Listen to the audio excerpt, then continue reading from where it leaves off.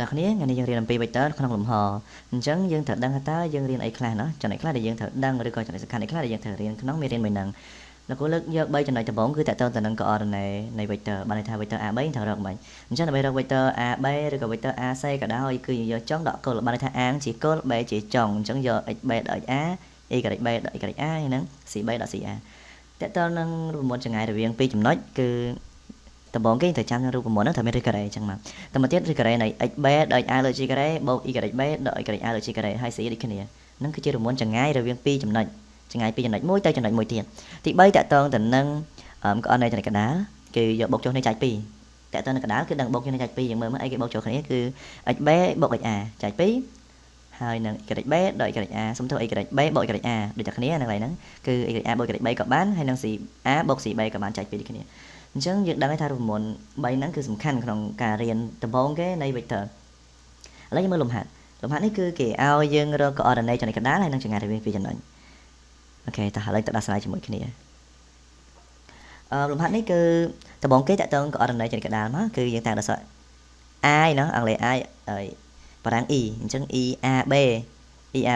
គឺស្មើរូបមន្តអញ្ចឹងកន្លែងហ្នឹងគ្នាយើងកុំច្រឡំដាក់សញ្ញាស្មើអញ្ចេះអត់កើតទេដាក់សញ្ញាស្មើអញ្ចឹងគឺអត់ត្រូវទេ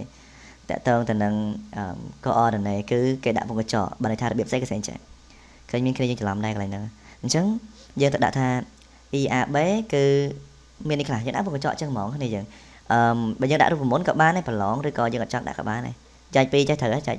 2ហើយទៅមកទៀតយើងខមម៉ាមួយមក A បូក YB ចែកជាមួយនឹង2ហើយនឹង CA សុំទោស CA ណាអញ្ចឹង CA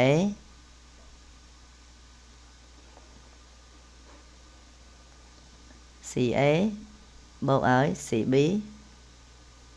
ចែក2មានសញ្ញាស្មើមកពេលប្រឡងអីយើងអាចដាក់លេខយកបានដាក់ EAB យកហ្មង EAB អញ្ចឹងឲ្យស្មើ XA ហ្នឹងបាន XA នេះកន្លែង XA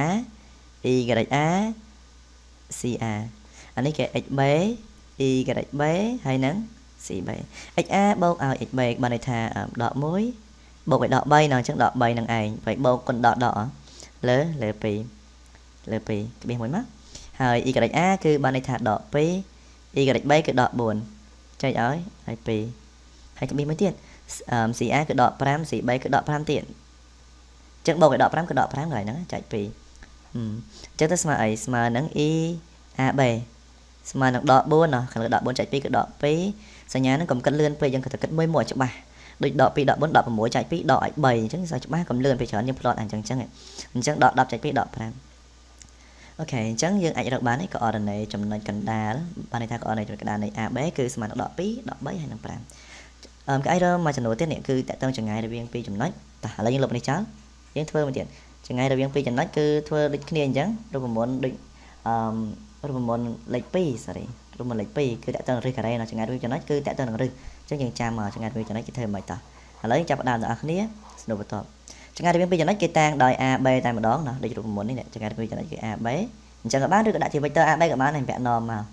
norm នៃ vector គឺជាប្រវែងមែនទេអញ្ចឹង AB គឺស្មើនឹងតើអ្នកសេរឹសយកហ្មងឬការ៉េនេះអី XB ដល់ A លើ G ការ៉េបានន័យថាដក3ដកឲ្យ XA ដក1អញ្ចឹងទៅជាបូកវិញមែនទេដកឲ្យដកអញ្ចឹងទៅជាបូកឲ្យឡើងហ្នឹងបូកវាយើងបូកហើយ YB គឺដក4ដកឲ្យ YA ប៉ុន្តែនោះដកអញ្ចឹងទៅជាបូកទៀតណាដល់ G ការ៉េបូកឲ្យដក5ដកឲ្យ YA ប៉ុន្តែទៅជាបូកវិញដោយសារ YA ដកស្រាប់ដូចមិញអញ្ចឹងលើ G ការ៉េយើងកណនាតាមដំណើរមកដក3បូក1កន្លែងហ្នឹងឲ្យច្បាស់សញ្ញាដកគឺនៅខាងលេខធំអញ្ចឹងប្រកាសជាវា follow តាមលេខធំអញ្ចឹងប្រកាសជាចម្លើយចេញដកអញ្ចឹងកន្លែងហ្នឹងបើយើងទូទាត់ទៅវាចេញបានដក2ត្រូវហ៎ប៉ុន្តែដក2លើជីការ៉េដក2លើជីការ៉េបូកដែរហ្នឹងមែនទេអញ្ចឹងដកលើជីការ៉េបូក2ការ៉េបាន4បូកឲ្យដក4បូក2គឺបានដក2លើជីការ៉េ4ទៀតអានេះដក5 0លើជីការ៉េតែ0អញ្ចឹងបានន័យថាឬ4បូក4ស្មើនឹងឬ8គឺស្មើនឹង2ឬ2នេះគឺជាចម្ងាយរវាង2ចំណុចដែលអ្នកនរគ្នាត្រូវតែចងចាំអំពីលំហាត់ផ្សារភ្ជាប់ជាមួយនឹងរូបមន្តឥឡូវលោកគ្រូមានលំហាត់ស្តៀងហ្នឹងមួយសួររក coordinate ចំណុចកណ្ដាលដូចគ្នាហើយនឹងចម្ងាយរវាង2ចំណុចបានន័យថារក coordinate ចំណុចកណ្ដាលនៃអក្សរគុយហើយនឹងពេហើយនឹងចម្ងាយរវាងចម្ងាយចេញពីគុយទៅដល់ពេដូចគ្នា